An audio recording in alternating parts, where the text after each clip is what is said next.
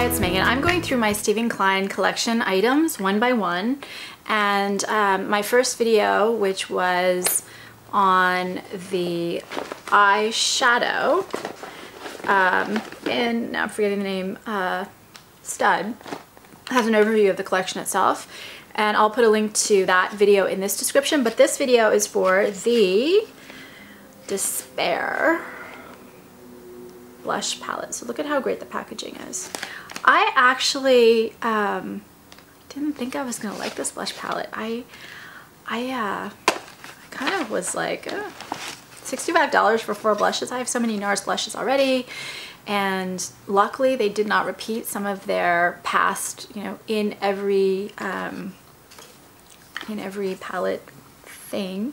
But the packaging is a sleek black, and then the photo is actually on the package. So last year when they did a collaboration with a photographer, the Guy Bourdin collection, was that last year or was that earlier?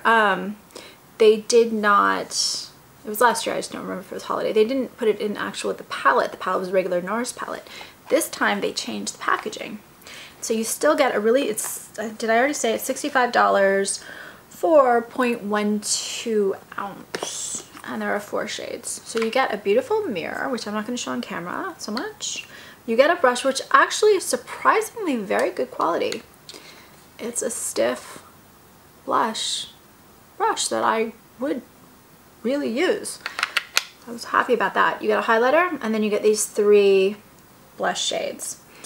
And they are Nico, which is the highlighter here, Savage, Esoteric, and Ferocious, and these 3 are exclusive to this palette. The Nico, the highlighter, has been available before, but it hasn't been available as a standalone. So they call this a natural glow. And let me just see what else they said about the palette before I start going through. Limited edition, Don't Mask, Don't Tell, a 4-part blush fantasy of provocative pinks and blushing bears paired with a mini Ida brush for shading every scenario. So this right here, I have this in the inner corner of my eyes and right here. That's what it looks like. And this is, they call it, like I said, a natural glow. And this is just a really, it's not a super high pigmented, it's very pigmented. It's not a super high glow shimmer. It's just got a really nice warm, it's not going to show up so much on my wrist. It's got a really nice warm glow to it.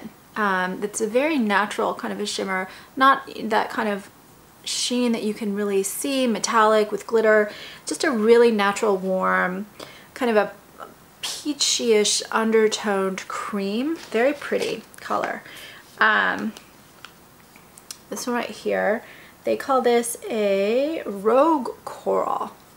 And I thought this was just a really great rich pink coral, very pigmented. What I like about these is that, first of all, this is an amazing formula. All of them are very creamy, they're very pigmented, they apply beautifully, and they also blend out. And what's important about that, because look at that pigmentation, this has a satin finish, is that it works for people with darker complexions and it works for people with lighter complexions, because this is a bold, rich color that can really be sheared out so that those with the lighter complexion can make it work. But also, since it is so pigmented, those with the darker complexion can make it work. This one right here is my favorite. They call this a gilded apricot. And I just, does it show?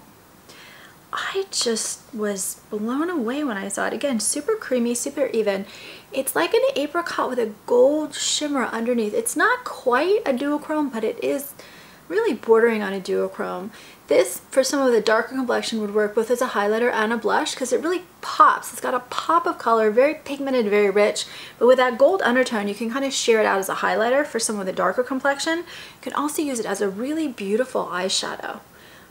Just a gorgeous, gorgeous color. This is my favorite color in the palette. I almost don't have words to describe how pretty it is, and also just how it has this unusual finish to it that's just really beautiful. And I don't know, have I seen it with Nars? Like, Nars has these really great satiny, pigmented, beautiful blushes, but have I seen this particular finish?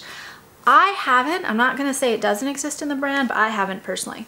And then the last color is the one I'm wearing on my cheeks, and they call this a Flush Primrose. I have no idea what primrose is.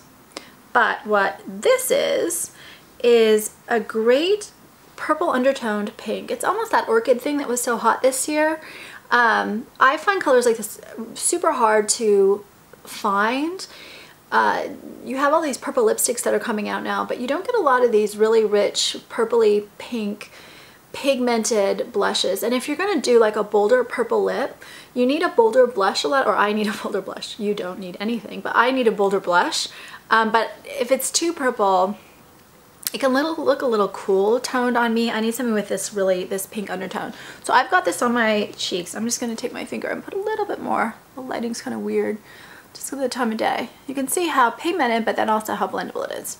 So I think this is a stunning blush palette. I didn't think I was going to get it, and I did. I'm very impressed with the packaging, and I'm also very impressed with the colors. So that's all I have to say about this. We'll get these up super fast. Please subscribe on YouTube. And if you have thoughts or suggestions or comments on the video or also on this collection, I'm thinking of getting one more item. So I'd really love to hear what people have to say about the collection overall. That's it for this video. Thanks for watching. Bye.